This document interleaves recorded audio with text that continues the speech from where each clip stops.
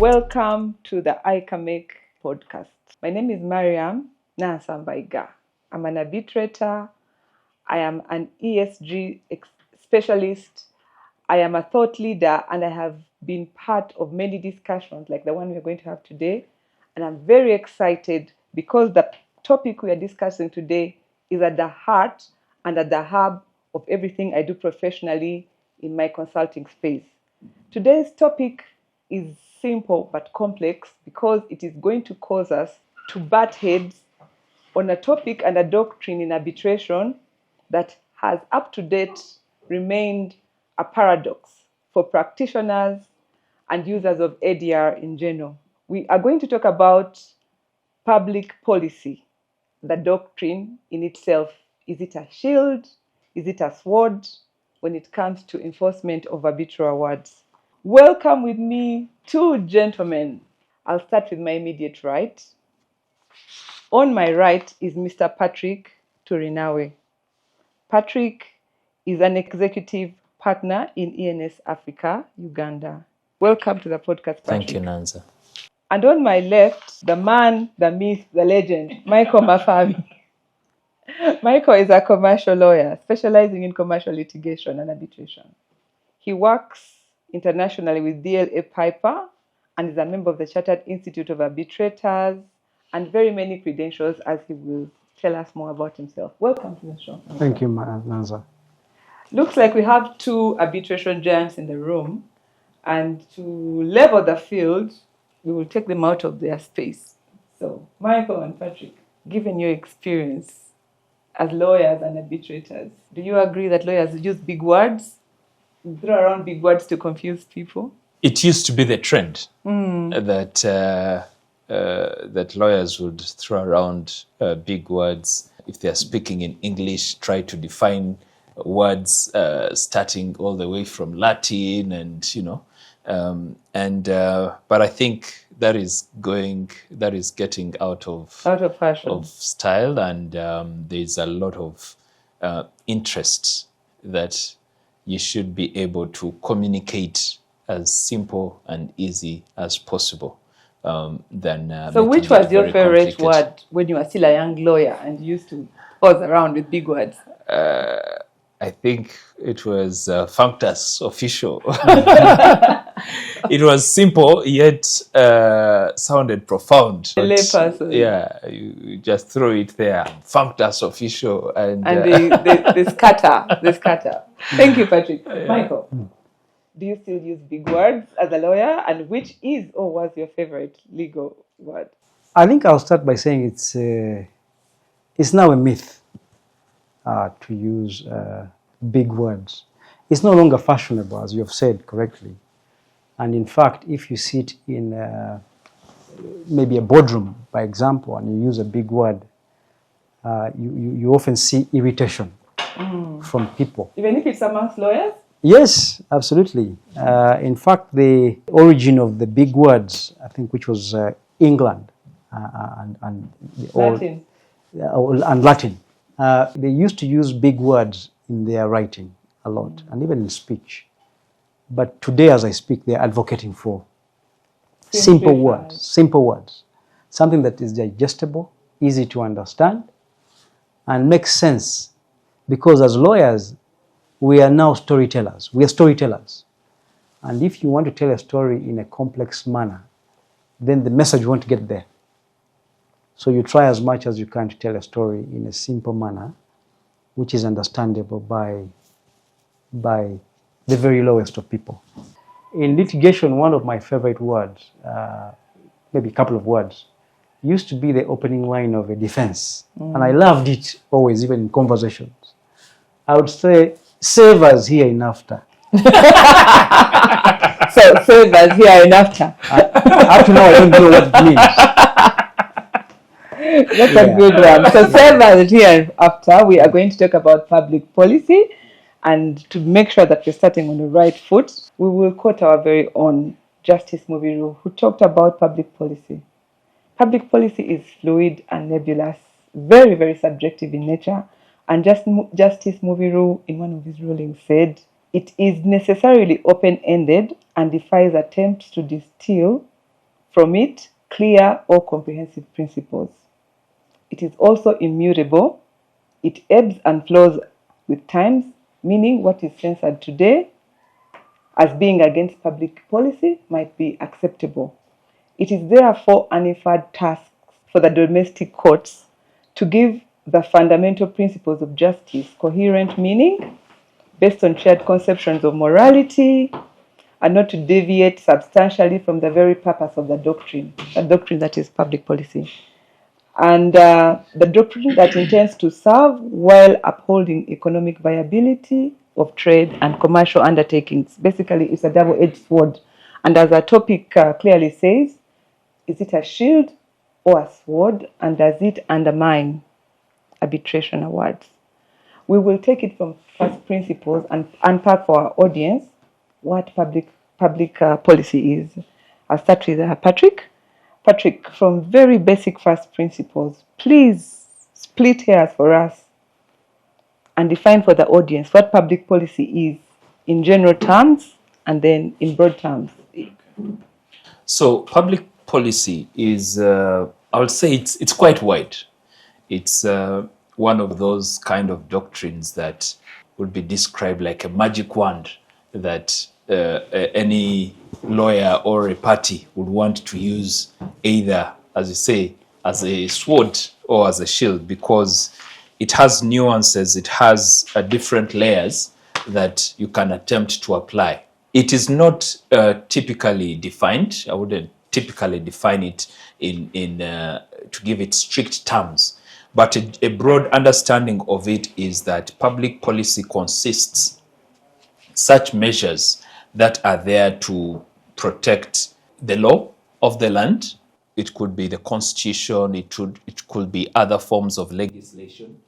It also consists aspects of protecting national interests, things like assets of a country, general values and norms that a country shares, or policy considerations in an area, in a commercial area.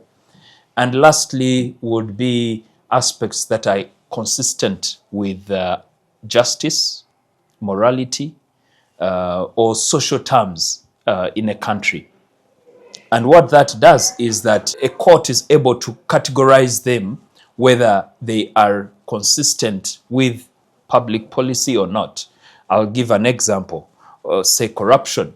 You know, it's a social aspect or an economic aspect that a country may not adhere or accept something or endorse something that an award or a judgment that is littered with aspects of corruption. So broadly speaking, public policy is there to protect the laws of the land and interests, national interests of a country, and the social values of a nation. Thank you very much, Patrick.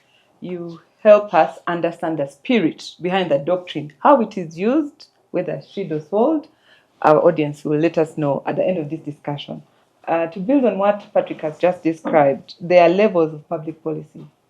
It can be international, domestic, transnational. This in itself, because of the three-tiered nature, has an inherent effect on one, the recognition, and two, on the enforceability of awards. So from your vast experience, Michael, please paint for us a picture of the landscape, and for the audience, how public policy might vary from one jurisdiction to another.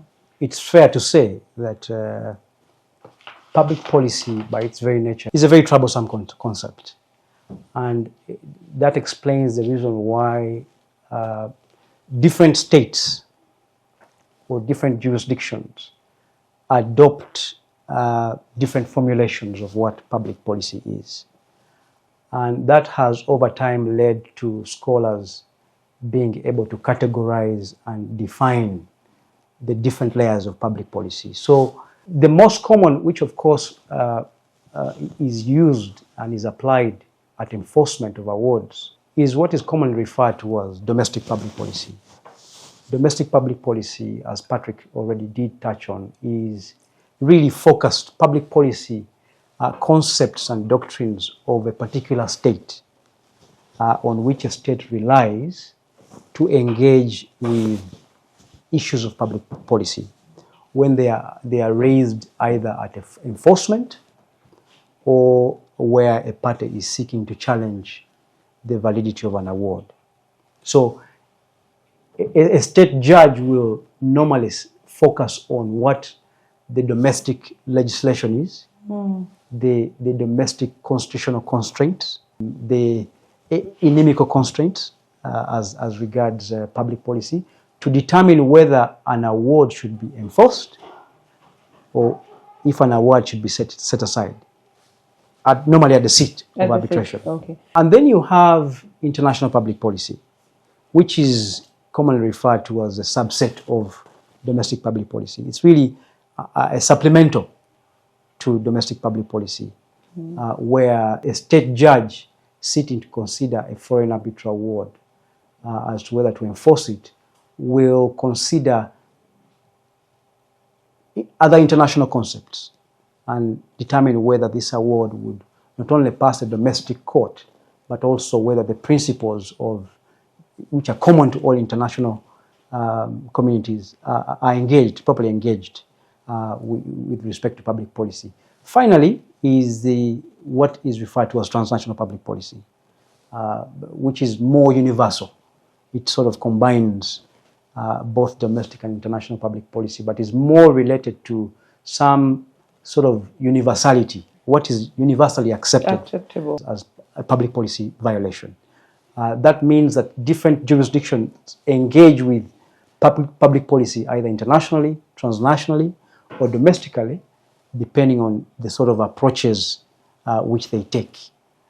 Later we can share some examples. We'll share some examples of how different states have approached public policy violations in considering enforcement or applications set aside. Yeah, thank you very much, Michael. And that is where I want to bring in Patrick, because he gave a few examples. Yeah. Patrick, picking on from what Michael has said, he's focused on the enforcement side, meaning at the tail end of an arbitral process. But do you have any comment on the recognition? Are they mutually exclusive? At some point, can an award be recognized but not be enforced on grounds of public policy? Or once it is recognized, then automatically the next logical step is to enforce? Is there a distinction? Can an award be recognized but not enforced on the doctrine of public policy grounds? Very difficult, because for enforcement to earn the right of enforcement, it must be recognized. And if at all it is recognized, then it has earned the right of enforcement. So it is. It will be a bloodline to say that one is recognized but not enforced. And the recognition really comes in to protect the judgment creditor. That if at all you have this judgment recognized, then you have the rights to have it enforced against the judgment creditor. What I could add also is, in trying to distill the distinction between recognition and enforcement, is that recognition gives you the sort of backing or force that you can't relitigate the issues in the award once an award is recognized. But it essentially also means in dealing with these issues that, you can enforce an award in any jurisdiction as long as that award has not been set aside at the courts of the seat of arbitration. So that's a defined sort of distinction. It's a fine line. Very, very thin line. Yeah. And I appreciate that nuance, because when we get deeper into this conversation, we are going to use real case scenarios. Yeah. And we will be able to see clearly how one is a precursor to another, whether it is domestic, international, or transnational, as Michael has explained. Coming back to you, Patrick, key difficulty for domestic courts is in identifying whether public policy is sourced from a mandatory precept of natural laws of justice as prescribed in the civilized nations, and whether or not it is overridden by tenets of commercial arbitration. In the case of Great Lakes versus Zabo Power Company that you are familiar with, and many practitioners, and I hope that our audience is, we see a tiered arbitral award where hairs were literally split And when it was all said and done, the tenets of public policy remained at the heart of the matter. In this case, was there a justification for using the sword or the shield? The Great Lakes case is a dispute arising from a solar energy transaction, a project happening in Uganda. And a dispute arose concerning, there were several aspects of corruption, electricity pricing, secrecy, conspiracy. And the transactional documents had an arbitration clause whereby an arbitration conducted under the LCIA. The dispute later on went materialized, got into arbitration, and arbitration was done under the LCIA, I think in London. So there were two partial awards that were granted. And eventually, a successful party applied for registration and enforcement of the award in the High Court of Uganda. And a dispute arose. There was an application to have the award set aside on grounds. One of the grounds was that the award was contrary to public policy. The questions on public policy came on enforceability of some of the orders or parts of the award that was given. For instance, whether they could be enforced without going through the regulatory requirements, transfer of shares, and the like. And the court found that the award was timely, filed for registration. The other party had applied to set aside within time. So generally, the award was registrable in Uganda. So it was recognizable? Yes, it was recognizable. The other questions that arose were on certain elements, like I said, whether they could be enforced. For instance, there are statutory measures that provide for a mechanism of transfer of shares, recognizing those shares under the relevant statutory bodies and all that being done. The award did not recognize that. And therefore, the court found that those elements could not be directly enforced. So the elements in question are the ones, it was a solar dispute, but because the solar that was being generated was going to be put on national grid, and anything to do with energy, we have the Electricity and Energy Act of Uganda. So the parts that are to do with public policy were whether or not if this private company that was having a dispute could be held liable for the part where the Ugandan law was in charge of the distribution and the transmission of the power that would be generated from a commercial transaction. Exactly. And that goes to the crux of public policy.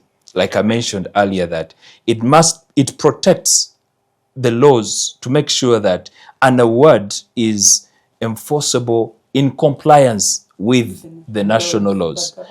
Yes. So that is critical, that if at all the award from whatever jurisdiction it has been made, it's an international arbitration, and now an award seeks to be registered in Uganda, the court will protect the national interests. It will protect the laws of the country to make sure that it is in compliance with the laws. Of course, at times there is a thin line. It will not go to question the merits. It may not go to question the merits of the case in determining the award, in determining the case. But it will not feign ignorance if the award is completely contrary to the laws of Uganda. And a similar case is one in Smile Telecom versus ATC, which also related to electricity generation and pricing through what I would call a public-private kind of partnership. Because now, as much as generation of electricity is administered by recognized public entities, the pricing of it and several elements is statutorily governed. And this kind of award some of the questions for determination in that case were those that bordered a conflict with the laws, with the electricity pricing. But the court found that there was no violation of public policy in that instance because of how the pricing was done in that transaction and closely in line with what was provided for under the electricity regulations. Thank you very much, Patrick, for elaborating and splitting hairs on the issues of Zabo and Great Lakes. It helps us appreciate the very delicate nuances around public policy, especially in a tiered arbitration where awards are awarded in part, and then we have to have an outcome that favors national interests and the commercial interests of the parties. We have a recent case where we have our electricity transmission company, UETCL, versus Solcon, very recent. And would you please share with the audience a bit background on the case and still with justification? Let us know if you agree or disagree with the public policy shield. We did have a battle of shield and sword.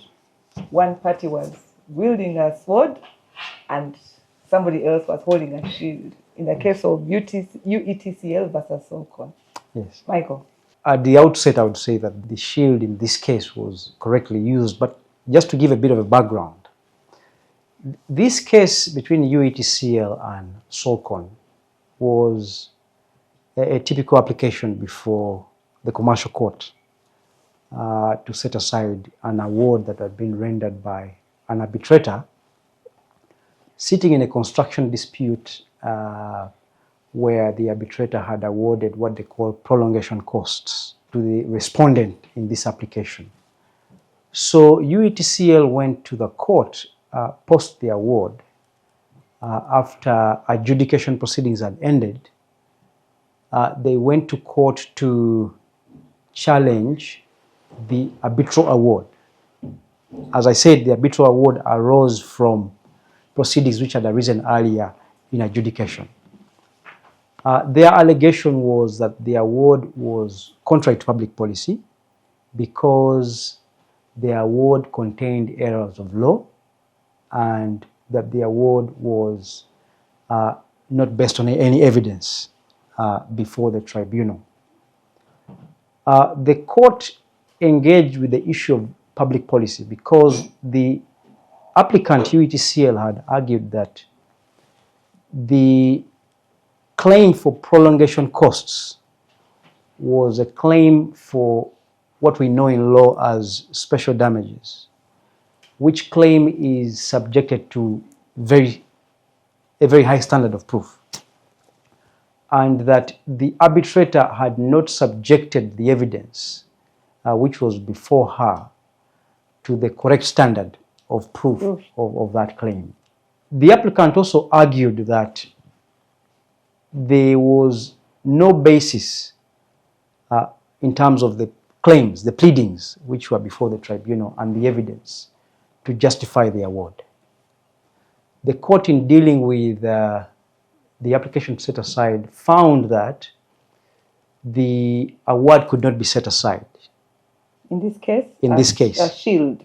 In this case, public policy was a shield. Public policy was engaged as a shield. Shield. Yes. So the courts put up the shield and said, nope, you will not set aside this award. I will not set aside this award because what you are in effect asking me to do is to sit in appeal of a where the arbitrator had evaluated evidence and looked at the pleadings. And unfortunately also the applicant in their own arguments referred to evidence and pleadings. So therefore it was a question of interpretation. And therefore the court said that we could not interfere with the award, as to do so would be to interfere with the merits of the award. So in terms of what my view is as to the court's engagement of the shield, my own view is that the court was correct because The application as was presented, at least from the reading of the application, was such that it made several references to evidence which was before the tribunal. Meaning there was due process, due Yes. arbitral process. That was never in question. Correct. They also made reference to the pleadings which were before the tribunal and the sort of the interpretation of the arbitrator. That is on the side of the court. They use Yes, it as a shield. as a shield. But also, for purposes of this conversation, shield and sword, we see that one of the parties was using public policy as a Sword. Do you want to speak to that briefly? Yes, one of the parties was using it as a sword, in effect saying that the award should be set aside because it constitutes a violation of principles of law. I think it was a little bit too late in this case to engage with public policy as a sword. It sounded like an afterthought. It sounded more like an afterthought. But also, it was the entire application, in my view, was premised on what a court would typically say is an invitation to revisit the merits. To revisit the merits, of their work. Which typically courts do not want to. Yes, which typically courts do not do. And the judge was correct to say that, to decline doing so. Okay. So Yes. for lifting the shield, the Yes. judge was in order. If I had to approach and engage the sword effectively, I would have effectively premised my application and cited clear violations of principle and law, such as would, as we normally call it, shock the conscience of the court. Yes. Because the tenets of public policy are very clear under which it can be applied if it is going to be a sword. Yes. Thank you very much, Michael. But either Patrick or Michael, I would like us to pick a very common, like you said, in the issue of prolongation costs, as is common with many projects and construction-related disputes. Post-COVID, a lot of the matters are coming from issues that arose from COVID. And it has been an interesting tactic used by either party to use the COVID as force majeure to affect a claim under public policy where someone performs or does not perform. So is it possible to spend a little time to marinate the concept of force majeure in light of public policy for those disputes that are post-COVID but have the effect of like prolongation costs that Michael mentioned? Is there a link, and should practitioners be aware, and how do they handle it? Maybe I start with Michael and then get your thoughts. Force majeure is a principle really in contract where parties raise a force majeure event as the reason for failing to perform or own an obligation in a contract. And therefore, that's a matter of substance. And in terms of public policy, I don't think that the engagement of the principle of force majeure would necessarily affect how a court deals with public policy, because it is simply a question of whether there was a force majeure event or not. COVID. So if there was a force majeure event, the court has to look at the facts and interpret those facts to determine whether or not a force majeure event exists and how it affects the contract, performance of the contract. So if that issue, now coming back to the context of public policy, if that matter arose at enforcement or in an application to set aside the award and the public policy ground was raised on the basis of force majeure, it is a question of interpretation by the arbitrator. Did the arbitrator correctly interpret force majeure as applicable to the dispute or the contract? And therefore, a court will be very hesitant to engage with public policy if an arbitrator has done so. Because then, the court will be revisiting the interpretation of the arbitrator, which is not permitted. Patrick, your thoughts on how force majeure is being played with post-COVID, where everybody is claiming force majeure to perform or not to perform? It's an interesting concept, and I think it keeps evolving. We are seeing the impact and the effects of it in the legal space and how it affected projects and transactions at the time. And I agree with Michael that it is best it must be a factual finding by the arbitrator. For instance, one would not raise it as a point of first instance in an application for setting aside. It would have come up before the arbitrator, and then an arbitrator makes a finding on it, and that is when you can make further arguments about it in the enforcement proceedings. One of my clients was a victim in applying such a question, force majeure, and from COVID circumstances. And one of the circumstances of the case was that this was a manufacturing company. And the other party was able to show that, look, this was a manufacturing company, and during the COVID period, they were among the sectors that were allowed to operate. What were they called? Essential workers. These were among the essential workers, and therefore they should not have been affected as they claim. But and indeed, the court found in favor of the other party. But my reservation was that, COVID was unprecedented. It was completely unprecedented. The level of impact was immense, beyond the rules and whatever was happening.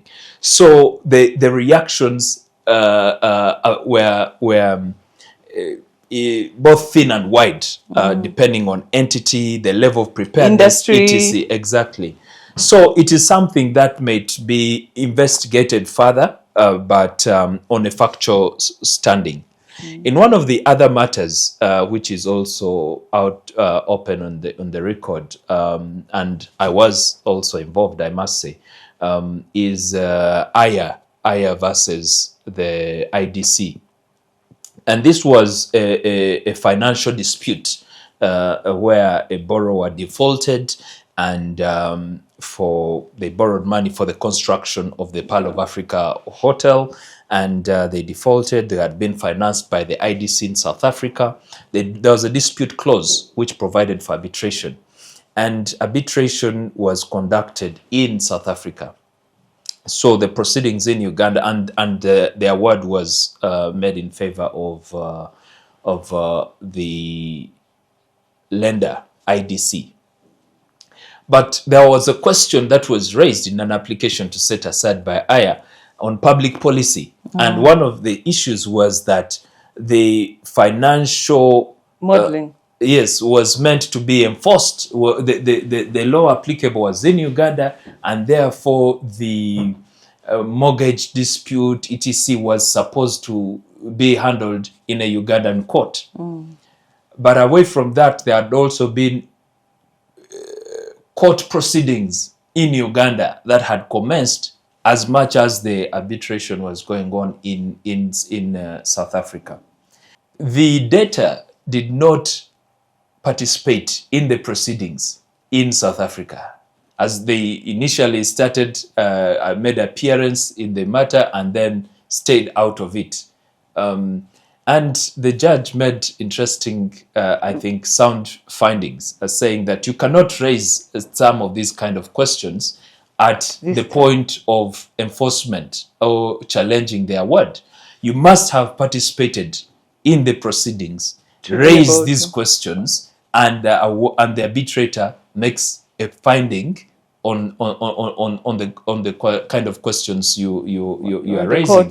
Because, for instance, that was more or less a jurisdictional challenge, which the arbitrator could have made a finding on. But without that, you cannot invite the court belatedly to try and now investigate whether they could have handled such a dispute.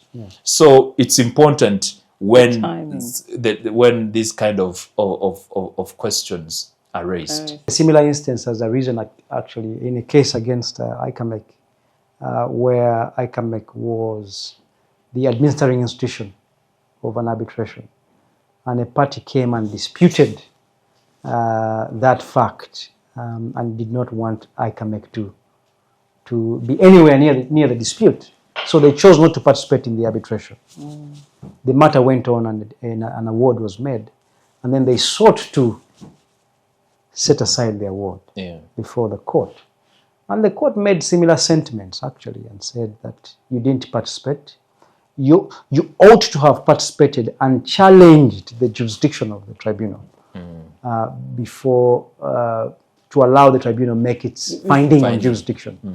You cannot now belatedly do so in an application to set aside. Otherwise, you're merely frustrating the process. What I hear both of you, my dear panelists, concurring on is that public policy is not a magic wand.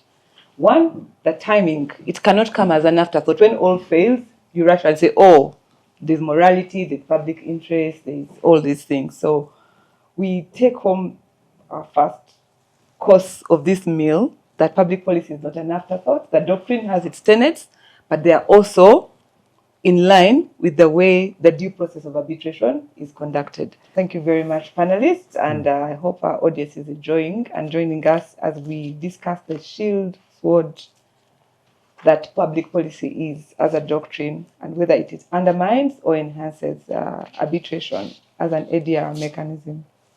We are shifting the segment. We are taking a flight. We are going international. There is a controversial but important issue facing international commercial arbitration. And the issue is how public policy exception to the recognition and enforcement of arbitral awards under Article 4 of the New York Convention should be construed. Some schools of thought argue that it should be construed restrictively, encompassing only localized interests, the ones we talked about, morality, public interest, public morality, national interest. And others contend that since it is international in nature, it should be construed expansively to include transactional public policy considerations as well. Help us decide, should it be this small so that there is no room for error and people don't mess with it like we've seen to manage the risk, or should it be so open and flexible, the doctrine itself, so that international players are not caught between a rock and a hard place where national interests are being promoted? The nature of arbitration is to assist parties have a level of finality of the dispute. And therefore, unless the parties agree, the components or layers provided for under normal litigation like appeals, etc. are very limited. And in that spirit, the courts, the national courts in many jurisdictions tend to have a restrictive approach on how all the circumstances under which an award can be set aside. And indeed, the New York Convention under Article 5.2 provides for such exceptions, and among them, in particular, Article 5.2 provides for public policy, where an award is contrary to public policy, it can be set aside. Of course, as we've discussed and maybe can discuss further, that the certain jurisdictions have used a narrow approach of what exactly constitutes a public policy breach, and some have also had an expansive interpretation. And like we discussed earlier, it is really circumstantial in terms, depending on the circumstances of the case. But first, we'll look at the fact that the elements we looked at, that it is there to protect the national laws, that it will not be contrary to the national laws, that it is not contrary to the social social aspects of a country, the value system of a country. And lastly, the courts might also look into the national interests public interest aspects like security, the economy, and the like. But away from that is that the approach some of the countries, some of the jurisdictions have taken, for instance, in Uganda, has been a very narrow approach.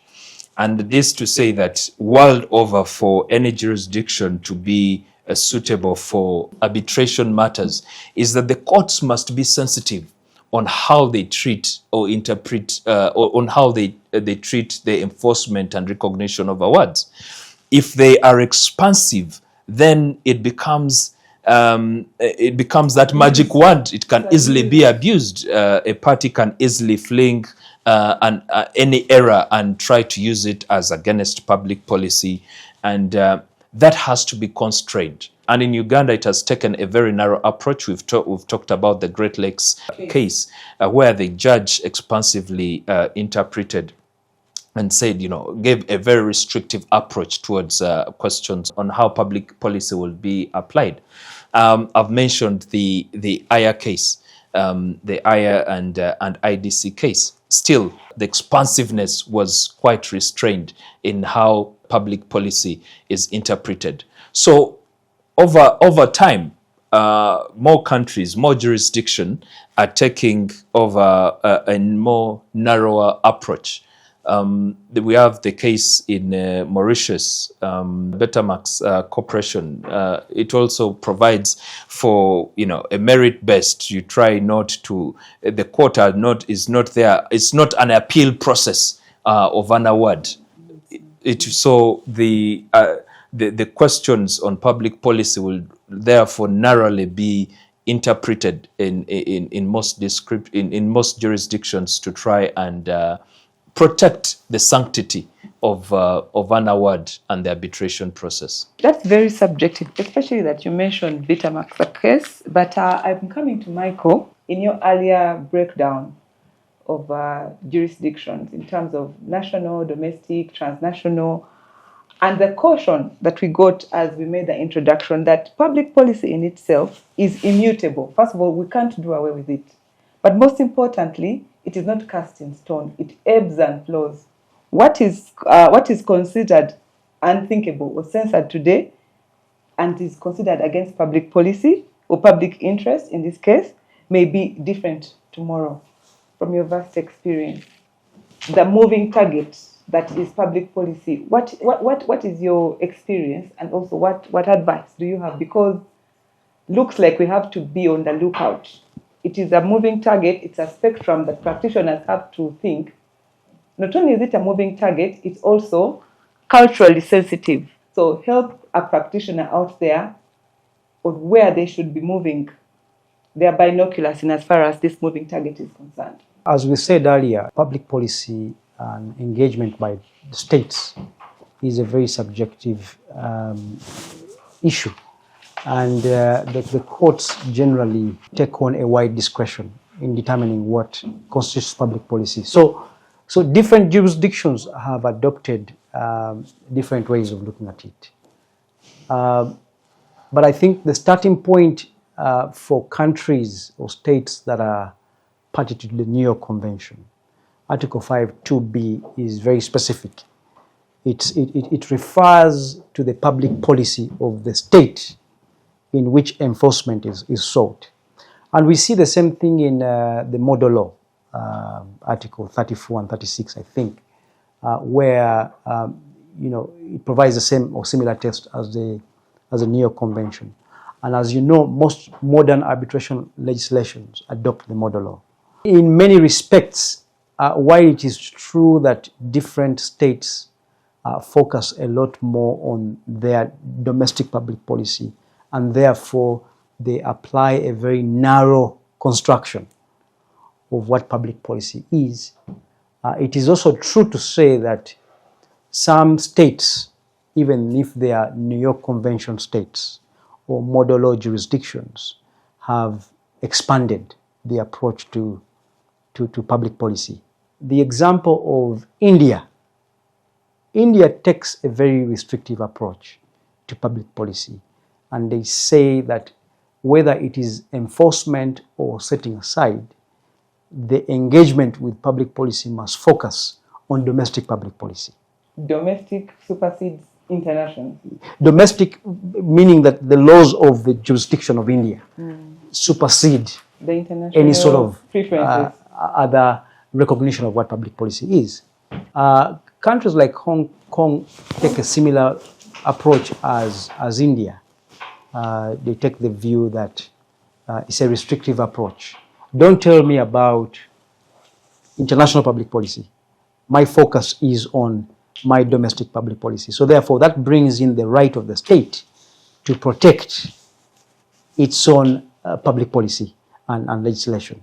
England, of course, is the usual suspect. Very, very difficult to pursue a public policy argument in the UK. In England, I'll give an example of the recent case of PID and Nigeria, where it's one of the few exceptional cases where the court went into detail in conducting a trial on what constituted public policy under their Section 68 of the English Arbitration Act. And the court took a lot of evidence and uncovered aspects of corruption and bribery and perjury following a disclosure process. So that's a very, very unique, very, very unique. But in the old days, it used to be said that a public policy argument will never succeed in England. It used to be said so. But of course, things have now changed with the PID case and a number of other cases. In the US, for example, they also take a restrictive approach. However, the court conducts some sort of hybrid approach sometimes by considering elements of international public policy. But as I've said, the focus normally is on, first of all, determining what the domestic public policy is before engaging with what would be otherwise international public policy or transnational public policy. Okay. I think Patrick has talked about Uganda. Very narrow approach. They don't beat about the bush. The judges are very clear. It is domestic public policy that supersedes. Yes. Thank you very much. I just want to go back quickly to Patrick before we leave the point. You mentioned India, but in your intro of international, you said that an investment destination is largely affected by how investors look at the dispute resolution mechanism and the terrain of a country. He's talked about India, you've talked about Hong Kong, and these are our big boys when it comes to international trade. What do you think would be the best approach for such jurisdictions, or what advice or counsel would you give to international players? Any thoughts on that? It's a catch-22, but in any case, investors, I think investors feel more protected in a restrictive interpretation of public policy. And why that is because it gives a certain degree of certainty for an investor.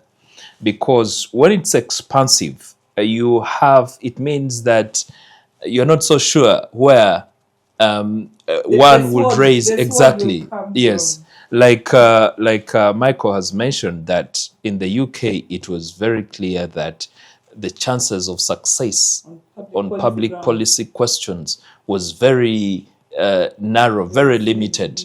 And because the courts have really are aware that this can be as expansive as possible, but they have restricted its interpretation to such matters that you must be able to prove exhaustively that this is really contrary to public policy, like he mentioned, that it will touch the consciousness of the court to say that this kind of matter cannot pass, not under my watch. So those kind of jurisdictions will tend to be more attractive to have disputes, investors in such jurisdictions. I think, Mlanza, you posed the question about what sort of advice, counsel would you give to investors or lawyers even.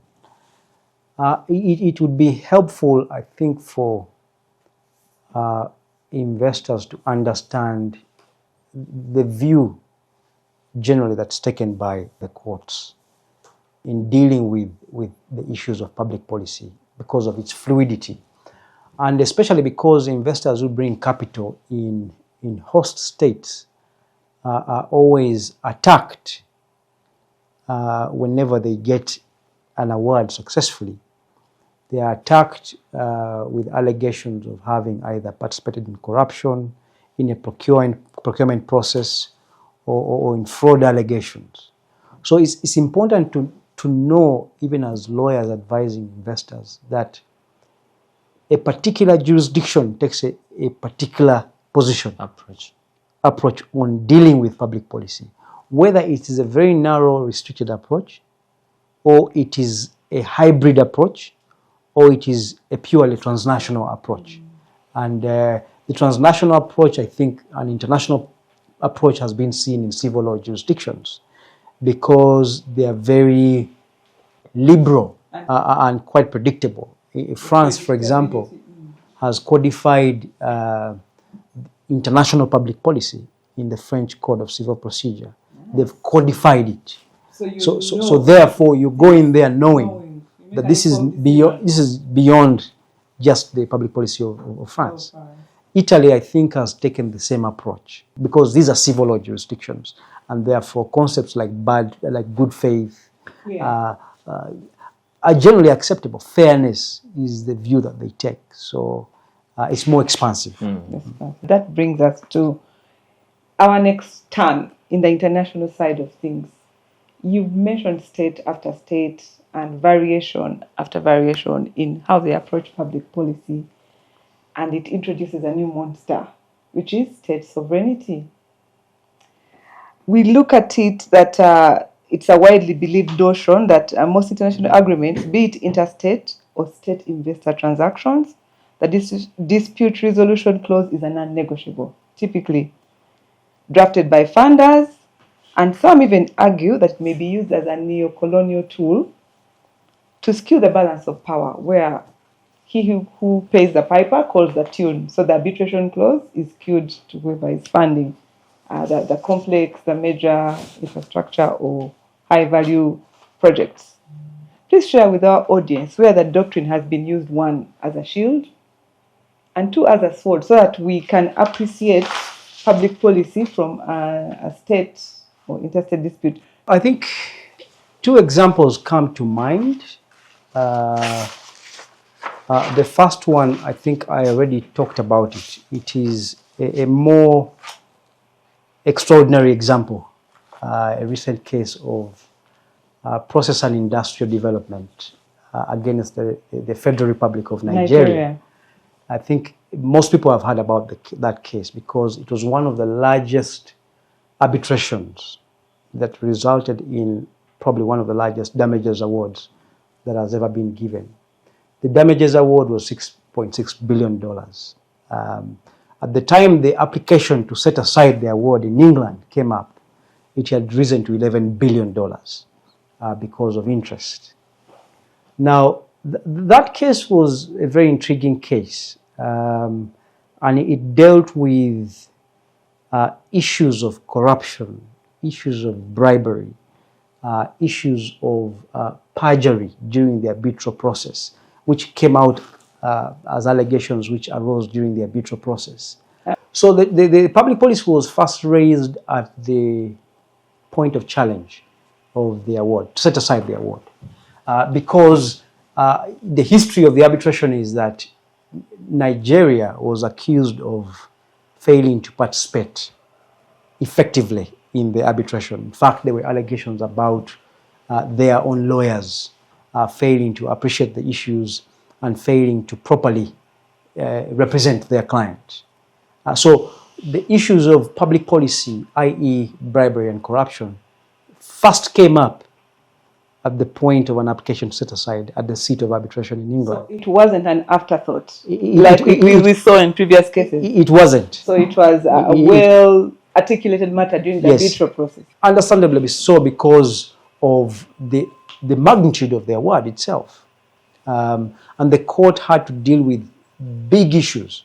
And as I said earlier, the court had to conduct a trial to uncover the allegations of bribery and corruption, including witness statements, cross-examination, and the filing of disclosure before the court, because their legislation allows for that to happen where there are serious irregularities which have been raised. So that case, because it concerned a state party is a useful case both for commercial arbitration and investor-state arbitration, because the judge, in setting aside the award, made some caution generally, and that caution comes to the arbitration community and practitioners, but also to states dealing with the issue that you raised on the imbalance of negotiation, because the judge touched on the point of sophistication when it comes to drafting and negotiating dispute resolution clauses, in addition to commercial clauses in a contract. The judge took the view that there was an imbalance because the Republic of Nigeria did not properly or effectively air their views to certain clauses within the contract. The contract favored more the investor than so from first principles, the contract had a power imbalance. A power imbalance. And that brings about very, very important issues. You can imagine, this was a UK jurisdiction that dealt with this matter. But imagine how many arbitrations have happened and gone on with resultant awards which have not been checked. On the basis of power imbalance. On the basis of power imbalance. So that case is one illustration of public policy being used as a sword. As a sword to stop the games. Yeah, and successfully so. And that has gained a lot of traction and development in how, as practitioners and as arbitrators, we should begin to think, what sort of opportunities do you give a party who's unrepresented to present their case, so that you avoid an allegation of violation of public policy. The other interesting point which the court mentions, and which affects all of us practicing arbitration, is the question of the legitimacy of the process.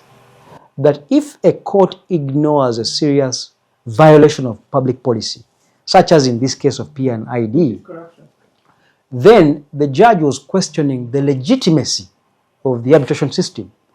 Because imagine that Nigeria had not challenged the award and brought out all these allegations that resulted in an $11 billion award. What would that mean? It goes to the legitimacy of the process. And remember that in this case, the tribunal which handled the matter, presided over by Lord Hoffman, was a very eminent tribunal. So the court was saying that no matter how eminent the tribunal is, a court must always seriously interrogate allegations of corruption and bribery if they are so serious. That's one example of the sword. I think in terms of the shield, the one example that comes to mind is a case in Mauritius. I think we talked about it earlier. It's Betamax against State Trading Corporation, where the court went through a full examination of the extent to which the Supreme Court interrogated the question of public policy from the original jurisdiction, because this was the Privy Council dealing with the question. And the court was saying, it laid down essentially two tests, or maybe three, that question number one is, at what point do you engage a public policy violation? Do you engage it during the arbitral process, or you can wait until enforcement or setting aside? It seems to be the view that you can engage it even before the tribunal, correctly engage it, because in this case of Betamax and State Trading Corporation, the issue of public policy violation of the procurement laws of Mauritius was raised before the tribunal, and the tribunal had determined that there was no public policy violation. Okay? The question was raised again at enforcement, and the Supreme Court initially found that there was a public policy violation. But the Privy Council on appeal determined that the Supreme Court was not entitled to revisit a matter on public policy where the tribunal had dealt with it and found that there was no public policy violation. All right? That's one distinction, and I hope we're clear about that. that the tribunal has already determined the question and found no public policy violation. Therefore, how should the court treat it? The court should treat it very, very narrowly, should interpret it very narrowly, so that they don't interfere with the findings of the tribunal. But the difficulty arises where the tribunal has dealt with the question and found that there was a public policy violation. In the affirmative, that there Yes. was a violation. How should a court enforcing their word or setting it aside approach the question? Isn't that a dead horse? So speaking of a shield, isn't that a dead horse on arrival? Well, according to the Shield versus Sword, the Mauritian Privy Council court said that the court can go to a certain extent, especially where there is prima facie evidence that the tribunal had found the public policy violation. But bearing in mind that they've got to, at the same time, not interfere with their word, per se. That's all. Yes. Thank you very much, Michael. Thank you very much for staying with us up to this point. Catch these episodes on YouTube and follow us for further engagement on our ICAMEK channels. See you in the next episode.